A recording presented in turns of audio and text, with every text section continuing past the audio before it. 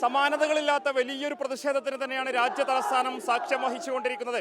ജന്തർ മന്ദറിലേക്ക് ഓരോ ദിവസവും രാജ്യത്തിന്റെ വിവിധ കോണുകളിൽ നിന്നും നിരവധി വിദ്യാർത്ഥികളായിട്ടുള്ള ആളുകൾ, വിവിധ മേഖലകളിലുള്ള ആളുകൾ ഈ സമര പരിപാടിയിൽ അണിചേരുന്ന കാഴ്ചയാണ്.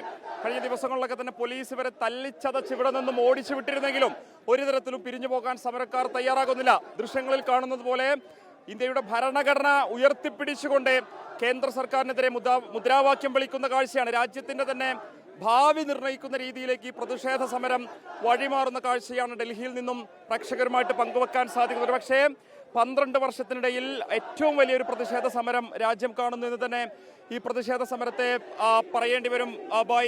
How do you think? What is the future of this protest? UP से हूँ मैं यहाँ इस जंतर मंतर में आया हूँ। हम जैसे युवाओं की बात सुनी जाए ताकि नरेंद्र मोदी तक, सांसद तक आवाज जानी चाहिए जंतर मंतर की, ताकि हमारे नौजवानों का भविष्य का सवाल है। इसके लिए हम मोदी जी को कहना चाहते हैं, हम जैसे युवाओं को सम्मान देके ये पूरा जो दिखाई दे रहा है जोश युवाओं का, ताकि इन लोगों को पता चलना चाहिए। बस जय हिंद जय भारत। രാജ്യത്തിന്റെ വിവിധ കോണുകളിൽ നിന്നും പല സംസ്ഥാനങ്ങളിൽ നിന്നുൾപ്പെടെ വിദ്യാർത്ഥികളായിട്ടുള്ള ആളുകൾ, മുതിർന്ന പൗരന്മാർ ഉൾപ്പെടെ, പ്രായമായ ആളുകൾ ഉൾപ്പെടെ ഈ പ്രതിഷേധ സമരത്തിൽ പങ്കുചേരുന്ന കാഴ്ചയാണ്. കഴിഞ്ഞ ദിവസങ്ങളിലൊക്കെ തന്നെ ഈ ജന്തർ മന്ദറിലെ ഒരു ഭാഗം പോലീസ് തടഞ്ഞിരുന്നില്ല. ഇപ്പോൾ ഒരു ഭാഗത്ത് ബാരിക്കേഡ് സ്ഥാപിച്ചതുകൊണ്ട് അതിന് തൊട്ടടുത്തെത്തി പ്രതിഷേധക്കാർ മുദ്രാവാക്യം വിളിക്കുന്ന കാഴ്ചയാണ്. പ്രതിഷേധക്കാർ പിരിഞ്ഞു പോകുമെന്ന പ്രതീക്ഷ പോലീസിനെ സംബന്ധിച്ചിട്ടുണ്ട്, ഭരണാധികാരികളെ സംബന്ധിച്ചിട്ടുണ്ട്. പക്ഷേ ഒരു തരത്തിലും അത് സംഭവിക്കുന്നില്ല. ഓരോ ദിവസം കഴിയുന്തോറും ഇവിടെ ഇങ്ങനെ ജനത്തിരക്ക് കൂടി വരുന്നു.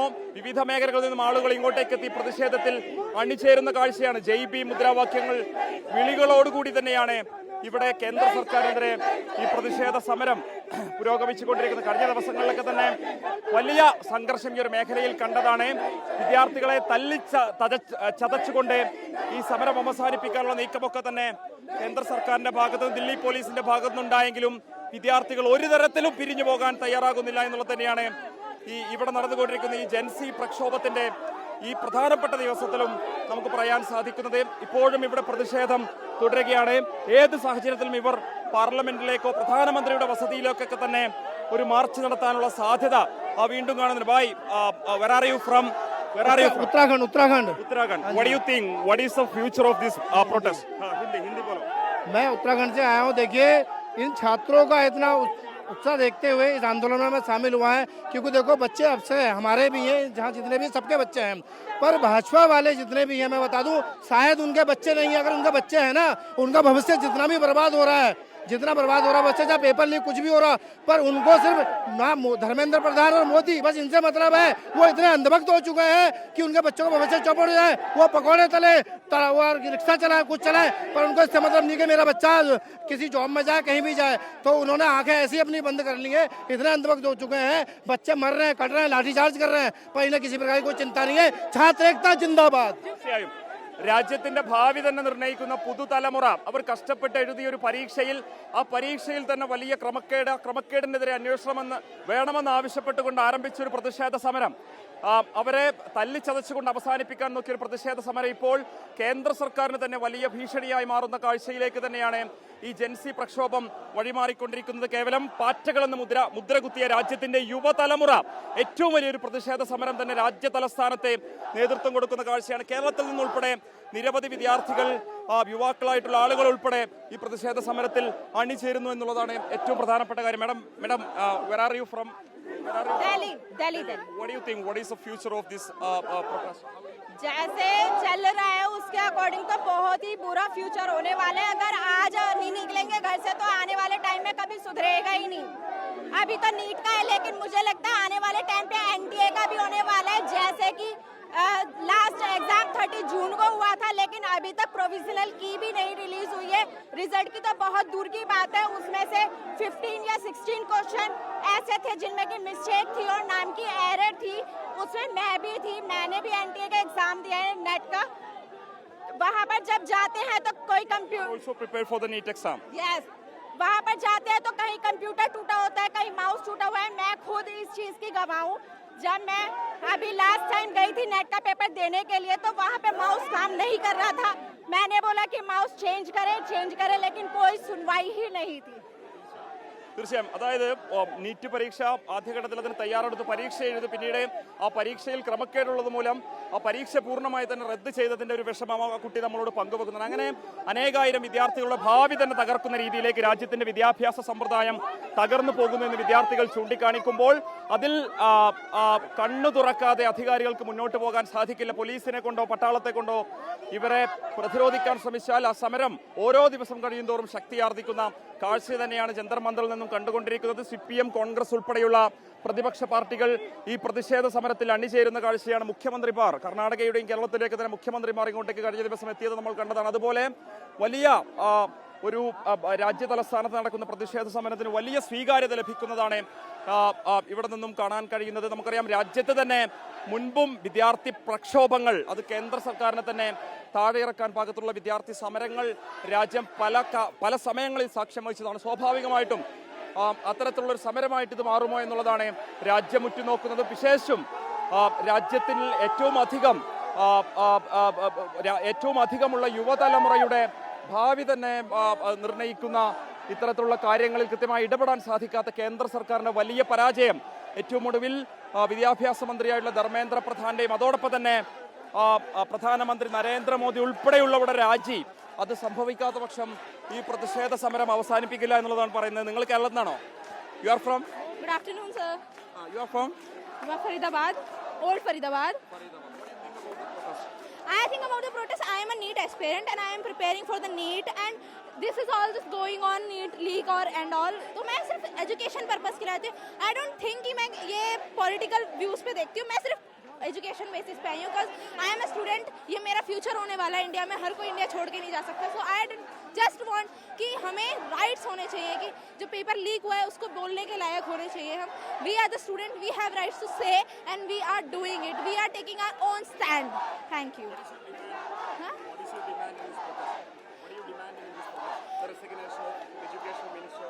Yes. The resignation of education minister just to वो खुद एजुकेटेड नहीं है. India education system needs to be educated first. I just want that. Thank you. निरवधि പ്രായമായ ആളുകൾ मैडम कहाँ से आए? हम राजस्थान से, बीकानेर से. हाँ. मैं ये कहना चाहती हूँ कि मोदी के ना तो बच्चे हैं ना बीवी है. वो जानते ही नहीं कि आज किसानों पे क्या गुजरी है, आम बच्चों पे क्या गुजरी है, महिलाओं पे क्या गुजरी है. ऐसे प्रधानमंत्री को तो इस्तीफा देना चाहिए. जब तक मोदी इस्तीफा नहीं देंगे हम यहाँ से हटने वाले नहीं है. मोदी और शिक्षा मंत्री दोनों को इस्तीफा दिलाकर यहाँ से जाएंगे. हम यहाँ से नहीं जाएंगे. मोदी को शर्म आने चाहिए. तानाशाही की सरकार है. आए दिन यूथ पे अत्याचार हो रहा है. उनको पता नहीं है गरीब आदमी अपने बच्चों को किस तरह से पढ़ा लिखा कर इतनी दूर भेजते हैं. वो रात दिन खेतों में मजदूरी करके अपने बच्चों का पेट भर के और पढ़ाते हैं. उनको पता नहीं. वो तो तानाशाही का राज चला रहे हैं. वो तो करोड़पति आदमी है. उनके पीछे आगे पीछे तो बहुत लोग घूमते हैं. पर गरीब आदमी का बच्चा पढ़ना यहाँ तक भेजना बहुत मुश्किल होती है. उन माँ बाप के जाके पूछो कि उन बच्चों पे क्या गुजर रही है, उनके माता पिता पे क्या गुजर रही है. नमस्कार, कमला बिश्नोई, गंगानगर से, जिला अध्यक्ष महिला कांग्रेस. आज जो बच्चों पर अत्याचार हुआ है, बच्चे क्या मांग रहे थे? अपने हक मांग रहे थे. क्या रीट का पेपर रद्द होना सही है? आप लोग भी बताइए. तो आज कितनी गलत बात है जो बच्चियों के कपड़े फाड़ दिए और घसेड़ के लट्ठों से पीटा. क्या उनके बच्चे नहीं है? माँ बाप कितना कर्ज लेकर उन बच्चों को पढ़ा रहे हैं. आज उन पर कितना कर्जा है, कर्जे से डूबे हुए हैं. आज क्या हालात हुई पड़ी है देश की. तबाह कर रखे. प्रधानमंत्री के मुंह से कोई बयान नहीं निकल रहा है. आज बच्चे देखो सड़कों पर क्या हालात है. एक मिनट भी मोदी बयान देकर तो कहे ना बच्चों को शाबाशी दे आके. क्या बच्चों कैसे मराता जाएगा?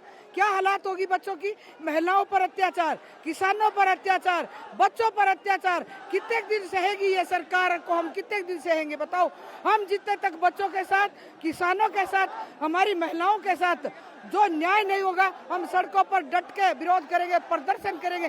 भारी संख्या में महिलाएं आकर डट कर जंतर मंतर पर विरोध करेंगे. हमारा कल प्रदर्शन था जंतर मंतर पर आने का, तो इन्होंने रास्ता रोक दिया और बैरिकेड लगा दिए. मैं सभी देशवासियों से हाथ जोड़कर विनती करता हूं, जिसे लगता है कि मेरे बच्चों का भविष्य खतरे में है, आने वाली पीढ़ी खतरे में है, वो आज इस आक्रोश में आए. ये आक्रोश रोज रोज नहीं होता. आज ये तूफान उठा है तो इसे आगे बढ़ाओ. अपने बच्चों का भविष्य बचाओ. मैं देश के सभी प्राणियों से कहना चाहता हूँ एकजुट हो जाओ, क्योंकि टुकड़े टुकड़े करके ये सरकार सबको खा जाएगी. मैं एक नीट का एग्ज़ाम दिया था, मैं एक नीट की स्टूडेंट हूँ और मैं इधर दिल्ली से ही हूँ। मैंने इस साल नीट का पेपर भी दिया था और मैं एक बात बोलना चाहूँगी कि जब भी हम छोटे होते थे बचपन में, मेरे पापा हमेशा मुझे मंगल पांडे, भगत सिंह और जलियांवाला बाग ये सब की चीज़ें हमेशा से बताते रहे हैं मुझे बचपन से। बट जब मैं छोटी हुआ करती थी मुझे ये बात समझ नहीं आती थी कि अपने ही लोगों पे उन्होंने गोली कैसे चला दी। उन्हें अपने लोगों से प्यार नहीं आया, उन पे तरस नहीं आया। बट अब जब मैंने 20 जुलाई को खुद देखा अपनी आंखों से कि सरकार क्या क्या करवा सकती है लोगों से, अब मुझे उस बात पे बिल्कुल भी हैरानी नहीं होती है कि लोग क्या क्या कर सकते हैं। मतलब ये मैं नहीं मानती कि ये इनकी ड्यूटी थी, ऐसा नहीं है। आप पुलिस वाला होने से पहले, कोई भी सरकारी अफसर होने से पहले एक इंसान हो। इंसानियत की सबसे बड़ी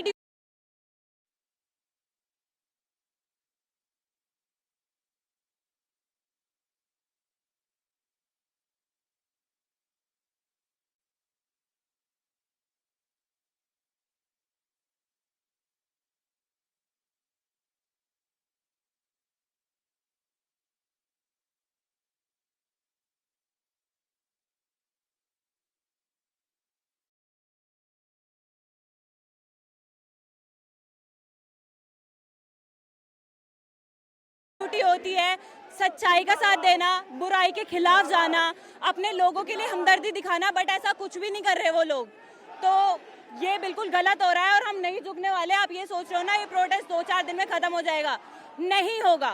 थैंक यू। വിദ്യാർത്ഥികൾ അവരുടെ പ്രതിഷേധമാണ് രേഖപ്പെടുത്തിക്കൊണ്ടിരിക്കുന്നത്. വിദ്യാർത്ഥികൾ മാത്രമുള്ള രാജ്യത്തിന്റെ വിവിധ ഇടങ്ങളിൽ നിന്നുള്ള കർഷകരായിട്ടുള്ള ആളുകൾ, നേരത്തെ മുതിർന്ന സ്ത്രീകൾ ഉൾപ്പെടെ സംസാരിച്ചപ്പോൾ കർഷകരുടെ ദുരിതത്തെക്കുറിച്ച് പറഞ്ഞു. തൊഴിൽ രഹിതരായിട്ടുള്ള നിരവധി യുവാക്കൾ, അവർക്ക് തൊഴിൽ നൽകുമെന്ന് പറഞ്ഞ ഒരു കേന്ദ്ര സർക്കാർ അവരെ പറ്റിച്ചുകൊണ്ടിരിക്കുന്നു. കഴിഞ്ഞ 12 വർഷമായി അവർ ചൂണ്ടിക്കാണിക്കുന്നു. ഇക്കാര്യങ്ങൾക്ക് തന്നെ ഒരു പരിഹാരം വേണം. പ്രധാനമന്ത്രി നരേന്ദ്രമോദിയും വിദ്യാഭ്യാസ മന്ത്രി നരേന്ദ്രപ്രധാൻ ഉൾപ്പെടെയുള്ള ആളുകളുടെ രാജി അത് സംഭവിക്കുന്നത് വരെ ഈ പ്രതിഷേധ സമരം തുടരുമെന്ന് തന്നെയാണ് വിദ്യാർത്ഥികളും ഇവിടെ സംഗമിച്ചിരിക്കുന്ന CJP-യുടെ പ്രവർത്തകരായുള്ള ആളുകളും എല്ലാവരും ഒരുപോലെ സംയുക്തമായിട്ട് പറഞ്ഞുകൊണ്ടിരിക്കുന്നത്. ഡൽഹിയിലെ ജന്തർ മന്ദറിൽ നിന്നും വീഡിയോ ജേർണലിസ്റ്റ് ഉണ്ണി തൂപൂരിനൊപ്പം reporter Mubashir P Akbar, in Delhi.